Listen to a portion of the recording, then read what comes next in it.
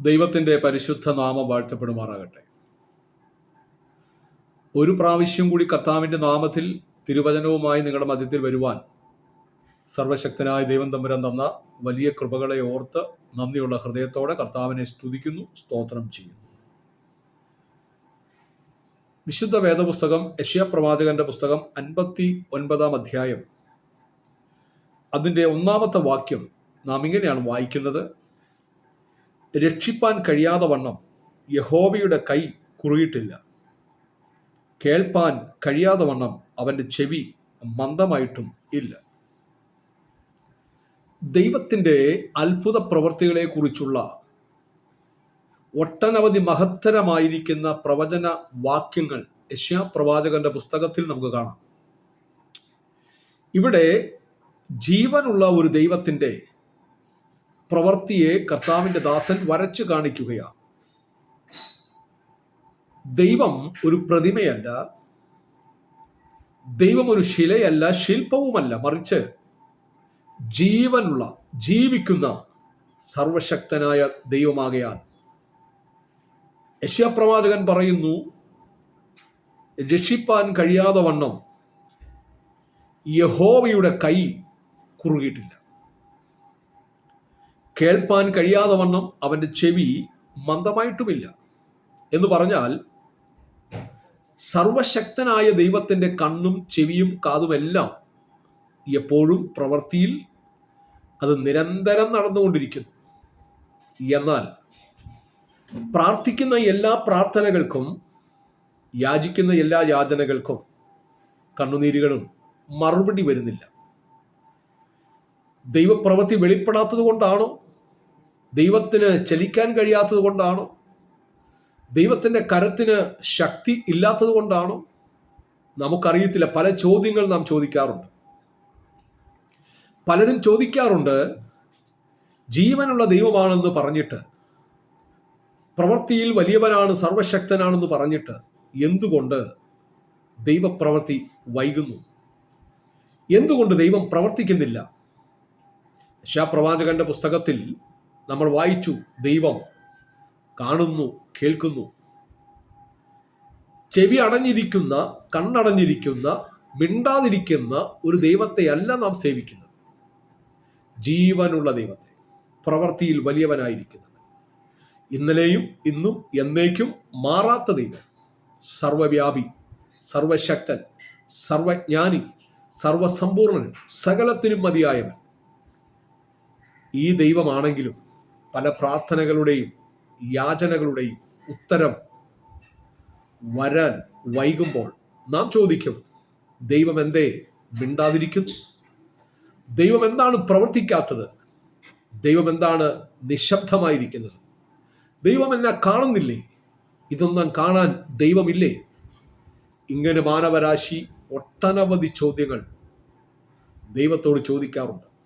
എന്നാൽ ഈ വാക്യം കഴിഞ്ഞിട്ട് യെശയ്യാപ്രവാചകൻ വീണ്ടും പറയുന്നു, നിങ്ങളുടെ അകൃത്യങ്ങൾ അത്രേ നിങ്ങളെയും നിങ്ങളുടെ ദൈവത്തെയും തമ്മിൽ ഭിന്നിപ്പിച്ചിരിക്കുന്നത്. നിങ്ങളുടെ പാപങ്ങൾ അത്രേ അവൻ കേൾക്കാതെ വണ്ണം അവൻ്റെ മുഖത്തെ നിങ്ങൾക്ക് മറയ്ക്കുമാറാക്കിയത്. അതെ, നമ്മുടെ അകൃത്യങ്ങളാണ് വാസ്തവത്തിൽ ദൈവത്തെ നമ്മിൽ നിന്നും അകറ്റിയിരിക്കുന്നത്. നമ്മുടെ പാപങ്ങൾ അത്രേ അവൻ കാണാതെ വണ്ണം നമ്മുടെ മുഖത്തെ, അല്ലെങ്കിൽ ദൈവമുഖത്തെ ദൈവം മറച്ചു പിടിക്കുന്നത്. എൻ്റെ പ്രിയരെ, പാപികളുടെ പ്രാർത്ഥന ദൈവം കേൾക്കുന്നില്ല, നീതിമാന്റെ പ്രാർത്ഥനയോ ദൈവം ശ്രദ്ധിക്കുന്നു. നമ്മുടെ അകൃത്യങ്ങൾ, കുറവുകൾ, കുറ്റങ്ങൾ, ബലഹീനതകളൊക്കെ നാം ദൈവത്തിൻ്റെ സന്നിധിയിൽ ഏറ്റുപറഞ്ഞ് വിടുതൽ പ്രാപിച്ചില്ല എങ്കിൽ ദൈവപ്രവൃത്തി നമ്മുടെ മധ്യത്തിൽ നടക്കാൻ സാധ്യത കുറവാണ്. പലപ്പോഴും നാം നീതിമാന്മാരായിട്ടാണ് ദൈവത്തിൻ്റെ മുമ്പിൽ നിൽക്കുന്നത്. പലപ്പോഴും നാം പറയാറുണ്ട്, അവർ കാരണം ഞാൻ ഇങ്ങനെയായി, അവർ പറഞ്ഞതുകൊണ്ട് ഞാൻ പറഞ്ഞു, അവർ ചെയ്തതുകൊണ്ട് ഞാൻ ചെയ്തു, സാഹചര്യങ്ങൾ എന്നെ അങ്ങനെ ആക്കി. ഇതെല്ലാം മാനുഷികമായ ഒഴിവ് കഴിവുകളും നമ്മുടെ അഭിപ്രായങ്ങൾ മാത്രമാണ്. എന്നാൽ വിശുദ്ധ വേദപുസ്തകം പറയുന്നു, ഒരുവൻ ക്രിസ്തുവിലായാൽ അവൻ പുതിയ സൃഷ്ടിയാകും. പഴയതെല്ലാം കഴിഞ്ഞുപോയി. അതെ, നമ്മൾ മാനസാന്തരപ്പെട്ട് ക്രിസ്തുവിൽ ഒരു പുതിയ സൃഷ്ടി ആയിട്ടുണ്ട് എങ്കിൽ നമ്മുടെ അകൃത്യങ്ങൾ, നമ്മുടെ കുറവുകൾ, നമ്മുടെ ബലഹീനതകൾ എപ്പോഴും അവൻ നമ്മുടെ മുമ്പിൽ കാണിച്ചു തരും. നമ്മൾ പലപ്പോഴും നീതിമാന്മാരായി ചമയുകയാണ്. അവരെക്കാൾ ഞാൻ നല്ലവനാണ്, അവരുടെ പ്രാർത്ഥനയേക്കാൾ എൻ്റെ പ്രാർത്ഥന നല്ലതാണ്, അവരുടെ ഭക്തിയേക്കാൾ ഞാൻ ഭക്തനാണ് എന്നു നിരൂപിച്ചുകൊണ്ടാണ് നാം പലപ്പോഴും ദൈവത്തിൻ്റെ സന്നിധിയിൽ വരുന്നത്. പ്രിയരെ, വിശുദ്ധ വേദപുസ്തകം പറയുന്നു, അവൻ്റെ കണ്ണുകൊണ്ട് നോക്കിയാൽ നാം, അല്ലെങ്കിൽ നമ്മുടെ ജീവിതം കറപുരണ്ട തുണി പോലെ അത്രേ. നീതിമാന്മാരായി ഒരുത്തൻ പോലുമില്ല, എല്ലാവരും പാപം ചെയ്ത് ദൈവത്തിൻ്റെ തേജസ് നഷ്ടപ്പെടുത്തിയിരിക്കുന്നു. അതെ, നാം എല്ലാവരും കർത്താവായ യേശു ക്രിസ്തുവിൻ്റെ മുമ്പിൽ കുറവുള്ളവരാണ്, കുറ്റമുള്ളവരാണ്.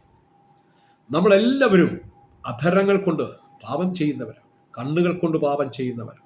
ഹൃദയത്തിനകത്ത് അകൃത്യമുണ്ട്, ചിന്തകളിൽ അകൃത്യമുണ്ട്. ചുരുക്കി പറഞ്ഞാൽ ഞാനും നിങ്ങളും ദൈവത്തിൻ്റെ മുമ്പിൽ ദിനം പ്രതി കഴുകൽ പ്രാപിക്കണം.